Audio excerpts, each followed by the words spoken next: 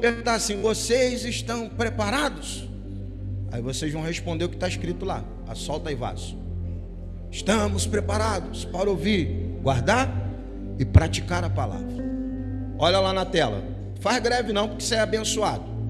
A resposta é minha de te alimentar hoje. Vamos lá, eu vou perguntar: vocês estão preparados? Aí o que vocês vão responder? Estamos preparados para ouvir. Que lindo, amo vocês. Vamos lá, Vera, então. Vocês estão preparados? Estamos preparados para ouvir, guardar e praticar a palavra. Vocês estão preparados? Estamos preparados para ouvir, guardar e praticar a palavra. Entendeu? Ouvir, guardar e praticar a palavra. Vamos ao texto-chave? Pode ser? Primeira epístola universal de João, o apóstolo do amor, o irmão de Tiago, que fora decapitado por Herodes ao fio da espada. João foi o único dos apóstolos que morreu de morte natural, de velhice. Capítulo de número 2, apenas o versículo de número 25. De número 25. É o texto que leio. Esta é a promessa que Ele nos fez, a vida eterna. Esta é a promessa que Ele nos fez, a vida eterna. O texto está na tela aqui, ó. Fecha sua Bíblia e coloca sobre o banco. Deixa sua mão livre. Não pega o smartphone agora não. NVI, nova versão internacional, que eu gosto e recomendo. Eu vou abrir a contagem aqui no 3. Vocês vão falar em alto bom som que está escrito na palavra. Não é na minha palavra não. Minha palavra cai por terra. De Deus não, permanece para sempre. Ok? Ajuda eu aí, no tempo 3. Leia o que está escrito na Bíblia. 1, 2, 3.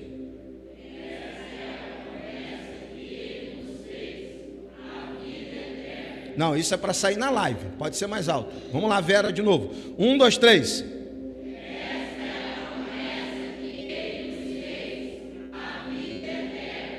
Antes da gente se assentar, eu preciso da parceria de vocês aqui, o Rafael e o Manuel. Um do meu lado direito, outro do meu lado esquerdo. Sem nada nas mãos agora. Deixa sua mão livre, totalmente. Deixa eu ver se dá aqui. Dá. Livre, sua mão livre. Não existe igreja perfeita. Igreja constituída de pessoas imperfeitas que estão buscando a perfeição no Cristo. Quando nós alcançarmos a estatura, como escrito está, de varão e varoa perfeito, certamente nós não estaremos mais aqui. Quando se fala de culto de ceia, pensa que nós estamos sentados à mesa com Cristo em unidade. Igreja do Cristo é uma só. Nós precisamos estar juntos em todos os momentos, seja nos dias bons e nos dias maus. A pior coisa que tem nessa vida é caminhar sozinho. Repito, a pior coisa que tem é a gente se isolar e achar que a gente é autossuficiente ao ponto de a gente caminhar sozinho. A gente não consegue. Não existe cristianismo solitário. Até o Deus que se fez carne precisou de pessoas para caminhar com Ele, para Ele não se sentir sozinho. Por isso que Ele escolheu 12 homens imperfeitos. E eles foram trabalhados. Pastor, culto de Santa Ceia é culto de comunhão. Diga assim: culto de Santa Ceia é culto de comunhão. Diga assim: comunhão com Jesus. Não, pode ser melhor. Diga assim: comunhão com Jesus e com os meus irmãos. Então, ninguém tem nojinho de ninguém, que nós somos uma família só. Aqui não existe distinção e acepção. O que é que eu vou pedir? Que você empreste a sua mão para quem está do seu lado.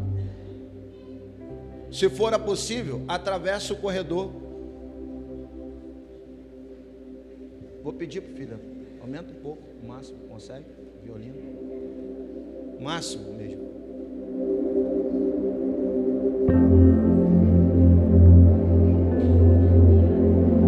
Diga comigo assim, ó. Ninguém é tão alguém. Mais alto, diga assim: ninguém é tão alguém que não careça de ninguém. Olha para quem está perto de você, diga assim: eu preciso de você e você precisa de mim. Diga assim: se você cair, sempre terá uma mão estendida para te ajudar.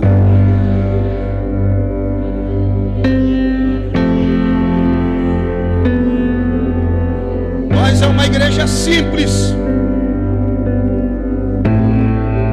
A gente não tem a estrutura tão sonhada, mas nós somos uma igreja de Jesus. Jesus ama essa igreja.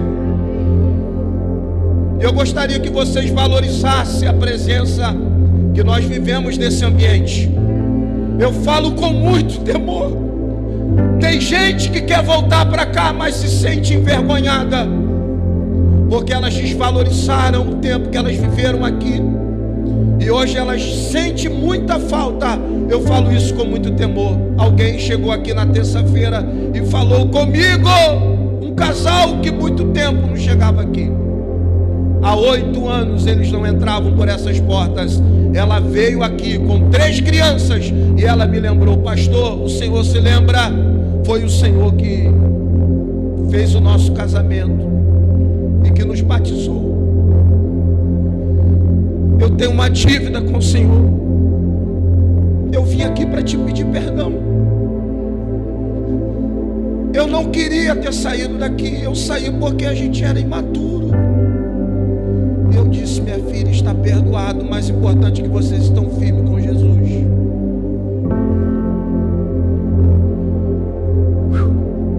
Jesus está falando: não despreze os pequenos começos. Essa casa se chama casa de oração.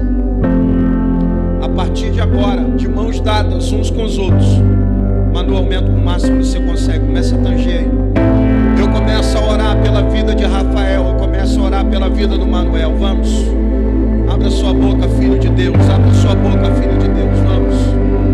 Valorize a comunhão com Cristo e com seus irmãos.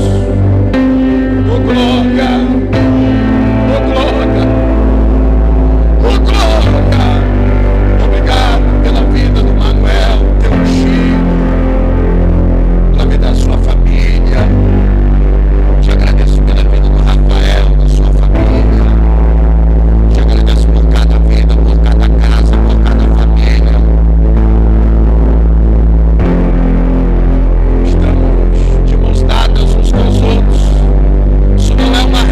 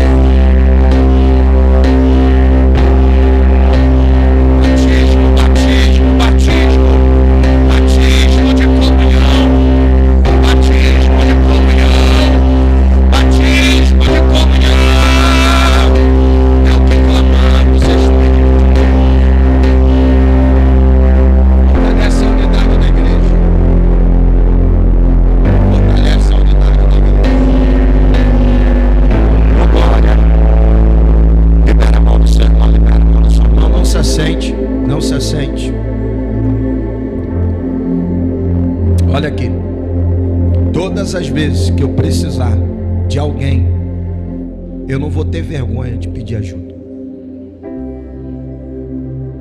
Se tem uma ajuda que eu careço e torno pública nesse tempo, é da oração de vocês. Não esquece de orar por mim, pela minha casa e pela minha família, porque esse é o meu compromisso sempre, de orar por você, casa e família. Você pode aplaudir a Jesus?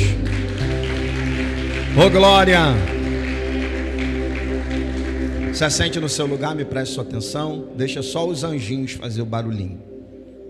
Olha aqui. Esta é a promessa que Ele nos fez. A promessa de vida eterna. A promessa não partiu de quem não tinha autoridade para fazê-la. Como assim, pastor? Não partiu de Carol Voltila. Não partiu de Carol Voltila, conhecido como Papa João Paulo II, porque ele não venceu a morte. A promessa não partiu de Leon Rivail, conhecido como Allan Kardec, o pai dos espíritas. Ele não venceu a morte. A promessa não partiu de Joseph Smith, o fundador do mormonismo, o pai dos mormons, porque ele não venceu a morte. A promessa não partiu de Charles Russell, o fundador do russelismo, o pai dos testemunhas de Jeová. Ele não venceu a morte. A promessa de vida eterna não partiu de Siddhartha Gautama, o fundador do budismo, conhecido como Buda. Ele não venceu a morte. A promessa não partiu de Confúcio, o fundador do confucionismo, porque ele não venceu a morte. A promessa de vida eterna não partiu de Abraão, de Abraão, o pai da fé, o ancestral dos judeus. Nem Abraão venceu a morte. Abraão morreu. A promessa de vida eterna não partiu de Moisés, o grande legislador e libertador dos hebreus. Até Moisés morreu, e o próprio Deus fez o seu sepultamento. A promessa não partiu de Elias, o mais influente dos profetas hebreus. Até Elias.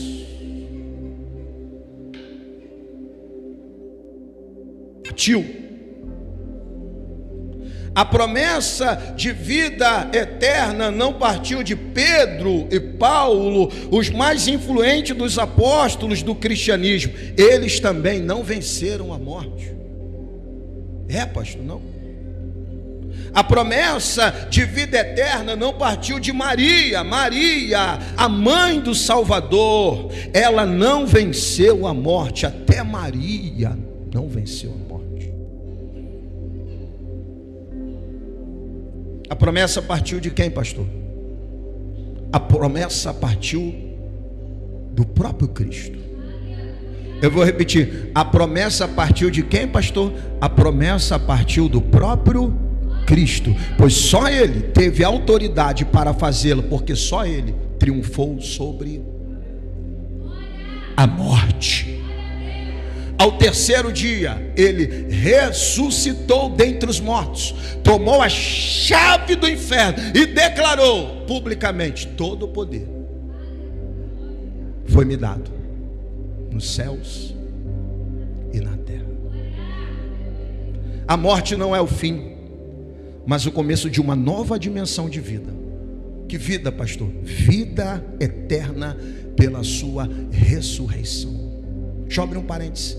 Quem conhece a Jesus de verdade, quem teve uma experiência com Ele, já começa a desfrutar nesse plano de vida do que, pastor? Vida eterna. Aguça os seus ouvidos. Você não sabia, você se encontrou com Jesus, Jesus se encontrou com você, e o que você tem dele? Vida eterna. Quer deixar o diabo irado, raivoso? como diz o baiano, quer deixar ele raivoso, irado? Diga assim: eu tenho. Mais alto que você consegue para deixar ele irado. Diga assim: eu tenho o que a Bíblia diz que eu tenho. Diga assim: eu tenho a vida eterna do Cristo na minha vida. Se é para ele merece mais forte. Aleluia! Que coisa maravilhosa. A morte morreu. Na morte do Cristo, ao ressurgir dos mortos com o corpo imortal e glorioso, ele triunfou sobre a morte e agora tem nas mãos as chaves da morte e do inferno. A ressurreição do Cristo é a garantia da nossa ressurreição. Isso é profundo. O nosso fim não é a tumba escura e fria, mas a radiante e gloriosa ressurreição. Disse Jesus. Quer ver o que ele disse? Deixa eu projetar que fica melhor. João 11, 25. João 11, 25. Palavras do Cristo. Jesus lhe disse. O que é que ele disse? Eu sou a ressurreição e a vida. Aquele que crê em mim, ainda que morra, ainda que morra, ainda que morra. Você tem ciência disso? Você consegue se alegrar nisso? Mas pastor, a luta está tão intensa, eu estou vivendo o pior vale da minha vida. Bem-vindo ao clube dos que estão no vale, dos que estão na luta, igual a eu. Faz parte do processo. O Cristo nos enganou. Deixa eu te lembrar do que ele disse: no mundo tereis. Mas termina assim a historinha? Não, ele concluiu dizendo: mas tende bom ânimo, porque assim como eu venci, vocês também vencerão. Vou lhe pedir no máximo 2 vezes. Olha para quem está perto de você e diga assim: assim como Jesus venceu. Não, coloca autoridade na palavra. Diga assim: assim como Jesus venceu, você também vencerá. Ergue a cabeça, sorria, celebra a vida do Cristo. Vai para cima, faz as coisas acontecer. Tudo você pode, eu posso, nós podemos no Cristo. Ele sim que nos fortalece. A promessa partiu do Cristo. Que promessa poderosa de vida eterna. Ele disse: eu sou a ressurreição e a vida. Quem crê em mim, ainda que esteja morto, viverá. Qual é o texto áureo da Bíblia que todo mundo conhece? João 3,16. Porque Deus amou o mundo de tal maneira que deu o seu Filho unigênito, para que todo aquele que nele crê não pereça, mas tenha vida. Mas tenha vida. Mas tenha vida. Pastor, não entendi a conversa. Simples. Simples. Você é imortal. Você é invencível. Por quê, pastor? Porque Jesus vive em você. Se você descobrir quem você é em Cristo, uau! Não tem depressão, não tem ansiedade, não tem pânico, não tem medo, não tem insegurança que te trava, que te paralisa. Vou repetir: quando você descobre quem você é em Jesus, repito, não tem depressão, não tem ansiedade, não tem pânico, não tem medo, não tem insegurança que te trava.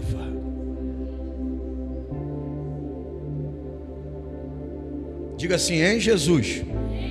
Mais alto, diga assim: em Jesus eu sou invencível. Quem entende essa verdade? Então se olhe no espelho. A sua autoestima está muito achatada. Deus falou esses dias comigo: meu filho, fica se desvalorizando não. Quem te chamou fui eu. Se eu te chamei, eu te garanto, eu te respaldo. Deus fala com alguém aqui hoje: quem te chamou não foi o homem, quem te chamou.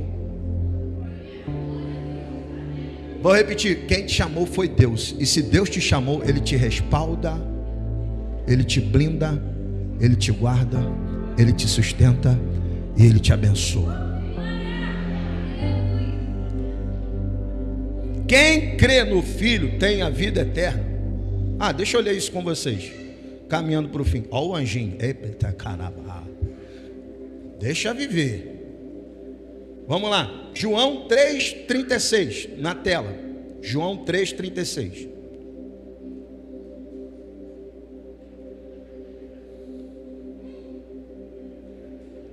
Quem crê no Filho tem a vida eterna. Quem crê no Filho tem a vida eterna. Já quem rejeita o Filho não verá a vida, mas a ira de Deus permanece sobre ele. Repito, quem crê no Filho tem a vida eterna. Deixa eu perguntar, de fato, quem recebeu a Jesus como único e suficiente Salvador? Lição básica da escola dominical. Vou perguntar de novo. Quem recebeu o Cristo como seu Senhor e Salvador pessoal? Diga amém. A partir desse momento, o que você tem? A vida dele em você. A vida dele em você. A vida dele em você. Quando você descobre isso, para mim, vivemos uma vida maiúscula, superlativa e mais que abundante, e você dá glória a Deus. A vida eterna é uma dádiva de Deus. Esta vida está no Filho de Deus. Ninguém recebe a vida eterna a parte de Jesus. Quem tem Jesus tem a vida eterna. Quem não tem Jesus, não a tem. Deixa eu te contar a última história. Eu anotei ela, vê se faz sentido. Certa feita, Caio, tecladista, está ficando bom. Um homem muito rico, abastado, rico, Larissa, cuja fortuna estava estimada em quadros de pintores famosos, recebeu a trágica notícia, minha irmã Alessandra. Sabe qual foi a trágica notícia? Da morte do seu único filho. Sabe como é que seu filho morreu? Andresa, num terrível acidente. Foi fatal, Zé, fatal. Olha que história. O amigo que o acompanhava fez um quadro do rosto do filho e enviou para o seu pai, que estava com a alma enlutada. Quadro do filho. Este colocou essa pintura numa moldura bonita e dependurou o quadro entre os quadros mais famosos. Jane, antes de morrer, ele escreveu o testamento e ordenou ao seu mordomo para destinar todo o dinheiro arrecadado no leilão a entidades filantrópicas. Olha que interessante.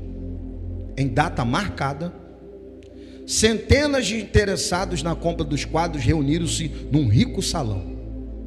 Para surpresa de todos, o leilão foi iniciado com o quadro do filho. Ninguém se interessou. Diga assim: ninguém se interessou. O que o pastor falou? Ninguém se interessou. Pois não havia nele nenhuma marca de um grande artista. Depois de um longo período, alguém dá o primeiro lance e compra o quadro. O mordomo então disse: está encerrado o leilão. Diante do protesto dos convidados, ele leu o testamento que fora deixado pelo seu pai, que tem o quadro do filho. O testamento dizia assim, quem tem o quadro do filho tem tudo. Repito, quem tem o quadro do filho tem tudo. É dono de todos os outros quadros. Quem tem o quadro do filho tem tudo. É dono de todos os outros quadros. Pastor, não entendi. Simples. O mesmo Deus diz: aquele que tem o filho tem a vida. Aquele que tem o filho tem a vida.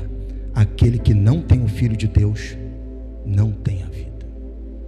Todo mundo desvalorizou o quadro. Só teve um lance. E quem arrematou recebeu por herança todos os outros quadros que tinha muito valor. Se você descobrir que o que Deus tinha de melhor, Ele entregou por você. Vou repetir, se você descobrir que o que Deus tinha de melhor, Ele entregou por você,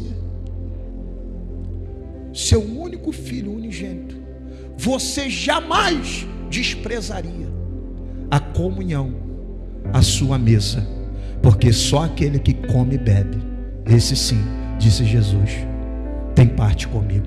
Feche seus olhos, quero te louvar, Espírito Santo, porque essas pessoas estão descobrindo o valor de estar na mesa, na comunhão. Nós temos a tua vida, a vida eterna. Eu não vou desistir, eu não vou recuar, eu não vou voltar atrás, eu não vou parar, eu vou até o fim. Eu declaro a mesma verdade sobre a vida de todos que me amam. Você não vai parar, você não vai retroceder, você não vai voltar atrás, você não vai desistir, você vai persistir, você vai insistir.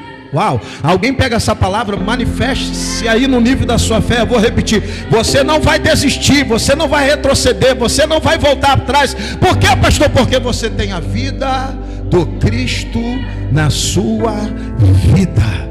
Você tem a vida do Cristo na sua vida. Eu quero insistir nessa verdade. Olha para quem está perto de você e diga essa verdade. Que verdade? Mas é para olhar mesmo com esse olhar de profeta, de profetisa. Eu estou até de olho fechado, Deus está aqui. Olha para essa pessoa e diga assim: você não vai desistir. Não é para falar mesmo, diga aí, você não vai desistir. Fala porque, diga assim, porque você tem a vida do Cristo em você. Você tem a vida do Cristo em você. Quem recebe essa palavra aí, levanta a mão, dá um glória para Deus ouvir. Oh, glória. Você pode aplaudir a Ele, pode ser. Vai até o fim. Suas promessas são seguras, infalíveis, imutáveis. Promessa poderosa. Você tem a vida do Cristo em você. Não manda essa cabeça. Pastor, as coisas não estão dando certo. Quem disse que vai dar tudo certo? Nós passamos por vales mesmo, por provações, faz parte do processo, mas nós vamos continuar até o fim. Jesus disse: aquele que perseverar até o fim, esse sim será salvo. Esse sim será salvo. Esta é a promessa que Ele nos fez. A vida, valoriza a sua vida. Deixa de viver a sua vida. Viva a vida do Cristo. Deixa eu te falar, eu preciso falar. Eu já fiquei desempregado, sem trabalhar, muitos anos. Não é porque eu era vagabundo, não é porque eu não gostava de trabalho. Sempre gostei de trabalhar. Tá ela ali que não me deixa mentir. Às vezes eu chego em casa cansado, desfalecido. Ela olha, uma das palavras que me toca: que orgulho que eu tenho de você. Você é um homem trabalhador. Deixa eu falar com alguém que está vivendo o pior momento da sua vida financeira e profissional. Estou falando de mim. Já fiquei muito tempo desempregado. Botava currículo, entrava em contato com quem podia me ajudar. E sabe qual era a resposta? Por enquanto não está contratando. Bateu o desespero. Mas sabe qual é a boa notícia? O meu Deus, que é o seu Deus, o nosso Deus, nunca deixou faltar nada para mim. E eu quero declarar: não vai te faltar. Quem pega essa palavra? Vou repetir: não vai te faltar nada.